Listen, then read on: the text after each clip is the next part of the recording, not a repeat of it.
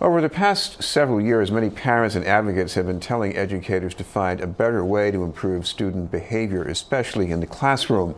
Instead of relying heavily on suspensions, they want schools to find other remedies and pay attention to underlying problems.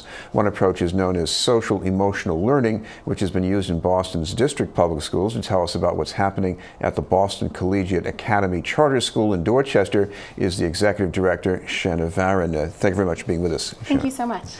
First of all, this is an approach here. This is not just about trying to stop the negative things, but to have more positive things. Absolutely. The focus really is on how are we making use of the strengths that students are bringing into the classroom so that we can help them use their force for good. Well, talk about what happens here, because what you do is you do some assessment up front to find what this student is like. Yep. So what we do, and we started just this year partnering with a new organization called PAIR, P-E-A-R, the Partnership in Education and Resiliency. And what we do with them is they give us a holistic student assessment that is a self-reported survey tool that the students take. They answer a number of questions in a variety of domains, things like assertiveness, active engagement, belonging, reflection, these sort of intangible social and emotional categories that we know as adults are really important. And based on that, we're able to figure out what the students' strengths are and weaknesses are beyond academics, which we know from their report cards coming into the school. And that we then can use to create interventions and help students who are strong in certain areas that might otherwise trigger suspension-worthy behavior like assertiveness, which, assertiveness could go either way, to try to channel that towards good by designing intervention programs that really can help them make use of those strengths. So what do you do with those students? If you've got a child or you're a teenager who's fundamentally assertive, you got to build around that. So what happens? Yeah, so it's so this program is new this year. We tried it in our 5th and 6th grades, and next year we'll be rolling it into our middle schools. What we do with a child like that, for example, is we would put them in a program called Photo Justice, where they can go around the school and take pictures of things that they really hate about Boston Collegiate Charter School, and so that they can use their voice in a way that is constructive, positive, a way that shows that they have agency, they can make change, which is much better than yelling at the teachers and administrators or storming down the hall. So we're trying to teach students how to channel their energy in ways that are productive, because our mission at Boston Collegiate is to prepare each student for college. So everything that we're doing academically and socially and emotionally is really geared towards what is going to make our students college ready, and we know that there's a large component that's not academic that we have to take into account. You're talking with Shannah Varón from the Boston Collegiate Charter School. Another kind of student you might have trouble with is someone who is maybe restless, sometimes even disruptive, they just can't sit still. So yes, what do you do? The wigglers. Well, the wigglers, and we all have them in our homes, we know and love them.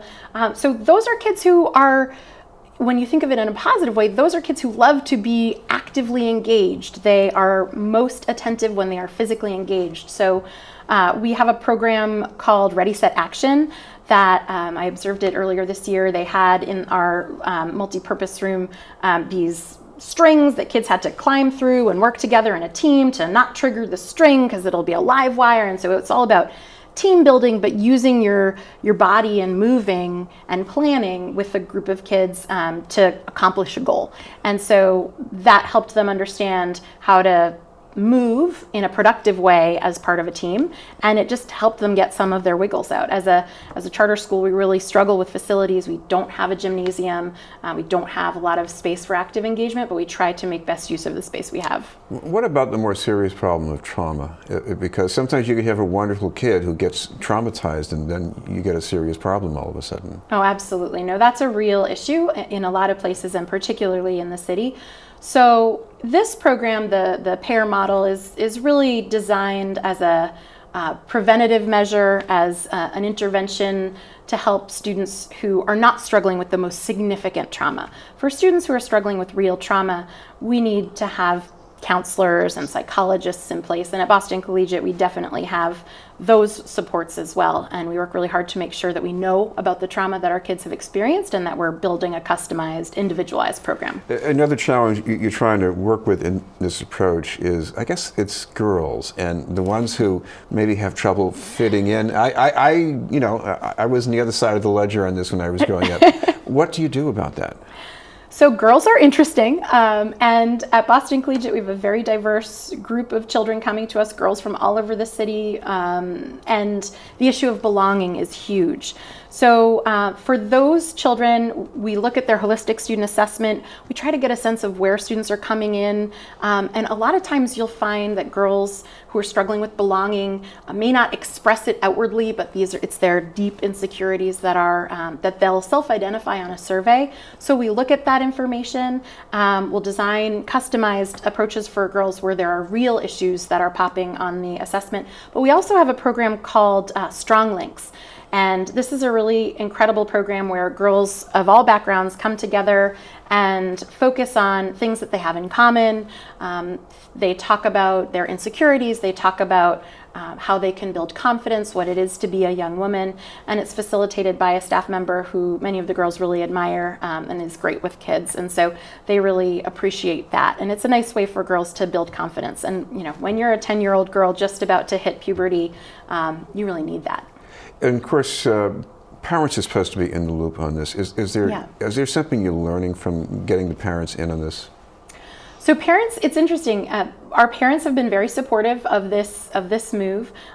We're still in the very experimental stages, but we're finding that parents are very excited about it. We have other interventions that are in place as well. We launched a mindfulness class this year, teaching students to meditate and breathe and manage their own stress. Parents were really interested in that. It was through a partnership with Transforming Education, which is a nonprofit focused on social and emotional learning. And parents were just excited to see that we're trying new things. We have a reputation for being an academically rigorous school. U.S. News and World Report ranks our high school number 6 in the Commonwealth.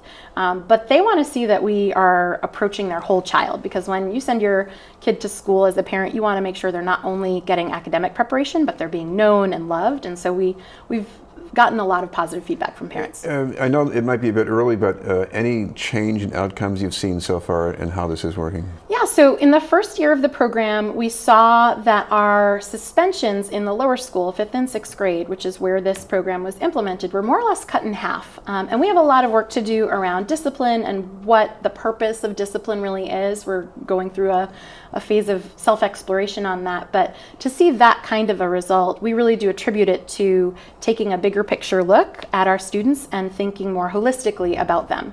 Thank you very much for being with us. Thank you so much. Shannah Varón from Boston Collegiate Charter School.